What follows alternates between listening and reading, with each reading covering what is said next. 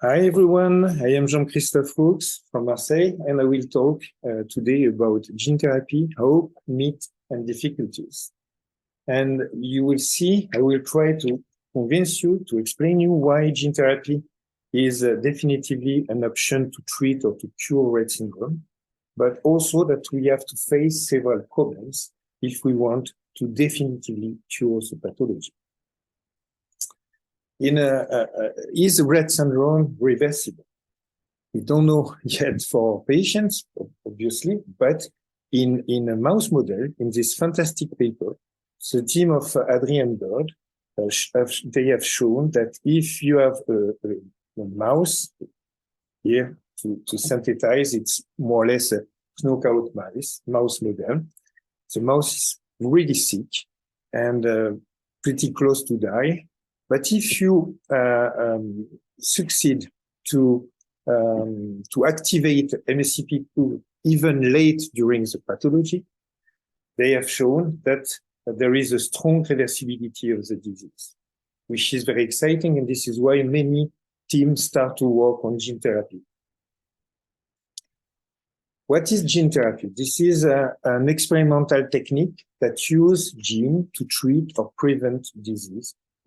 And in the future, this technique may allow doctors to treat a disorder by inserting a gene into a patient's cells instead of using drug and surgery. There are two main types of gene therapy. You have non-viral vectors, and this is liposome and naked DNA. This is lipid plus DNA, but the efficacy to enter in cells is pretty low, and there are some possibility of toxicity. You have also viral vectors like adeno-associated virus or lentivirus. This is virus plus DNA, and this technology helps to enter in the cells, to help to transfer the gene with a very high efficacy. But it's possible also to get an immune response.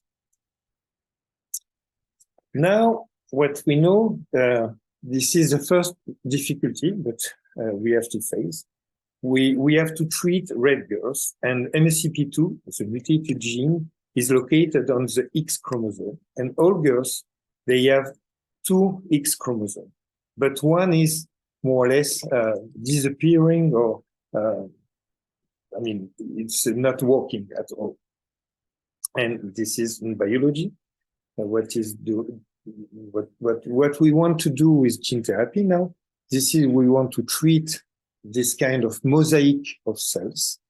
And the good point here to synthesize the red one, this is the sick cells. And if you provide gene therapy, you will probably cure, or you can potentially cure these cells. But if you provide MSCP2 to the good one, the one expressing a normal copy of MSCP2, you will get an overdosage. And what we know that MSCP2 is a tricky protein, because if you have no protein at all in a cell, this is very bad. But if you have too much MSCP2, this is also really bad. And we know that there are some patients, mainly boys, that they have 2 copies or 3 copies, some of them, of MSCP2, and they are in a very bad shape. Now, yes, this is just to synthesize. Here you see in blue the normal cell that is not sick. In pink, this is a sick cells. And if you provide gene therapy, probably we can potentially save the pink one, and the blue one will be sick later on. Now we have another challenge to face. This is how to provide the therapeutic vector into the brain. This is where we want to cure, more or less, to cure the pathology. And of course, we could administrated directly the virus into the brain. And this is one option that some scientists are planning to use. But yes, it's quite complicated because we want to target the whole brain, and this is quite difficult. There are some other options, like injection in the spinal cord, into the spinal cord, and to target the LCR. It means the liquid around the neurons and the brain. Now we have also, if you inject in the blood, this is another option that people are using. This is the option that we choose. But the problem is we have now to cross to the blood-brain barrier. There is a barrier in the brain protecting the brain from virus, big protein, and some bacteria. And this blood-brain barrier don't help very much when you use gene therapy in the blood. But this is a second option. Nevertheless, there are many teams now that they have tried to use this technique, AAV9. This is a serotype of the virus with MSCP2 to treat MECP2 deficient mice. And the two first here you can see, I put like this. The rescue is pretty strong when you inject directly in the brain, but in newborn mice. This is just before the pathology starts, and this is quite complicated in human beings.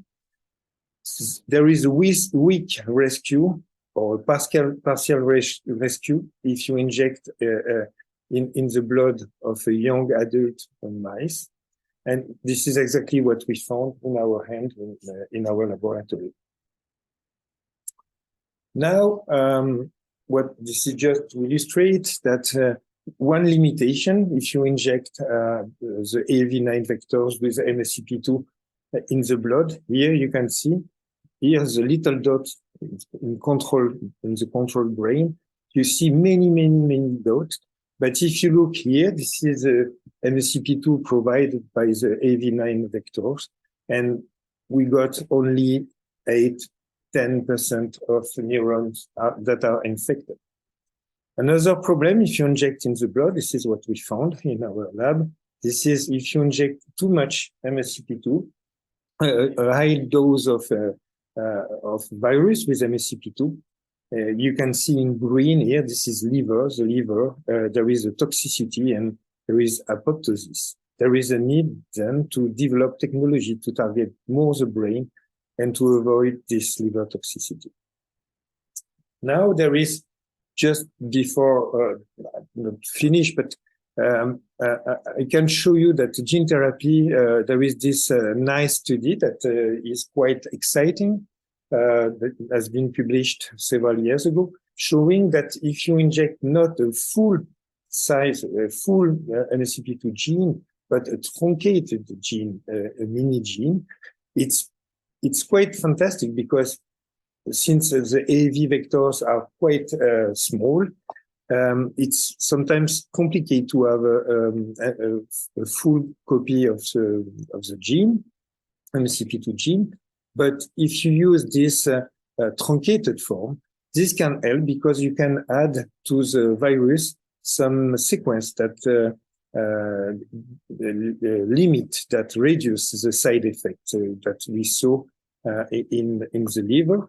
And in this paper, they found it's quite miraculous because they found a durable improvement of mouse model. Survival is improved, breathing is improved, and this is mainly the strategy that people plan to use, the different companies and the different laboratories plan to use for real gene therapy in patients. And now, just before to finish, I just want to mention that there is this idea now. People are probably you heard about this CRISPR-Cas9. This is a sort of molecular scissors, and the idea is to correct directly this is DNA editing, the name. And this is to correct, this technology allowed to correct directly the mutation in situ in the cells.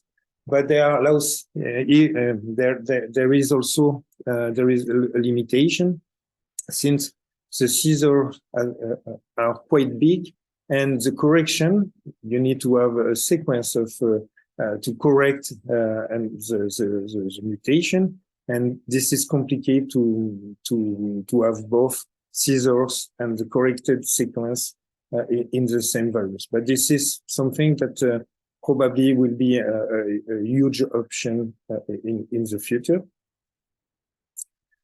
And now gene therapy in Rett syndrome.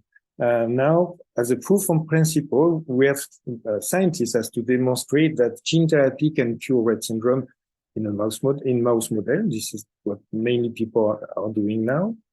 Now, for the safety of gene therapy, we have to define what is the best option to inject the virus. Is it in the blood? Is it directly in the brain? Is it in the liquid around the brain?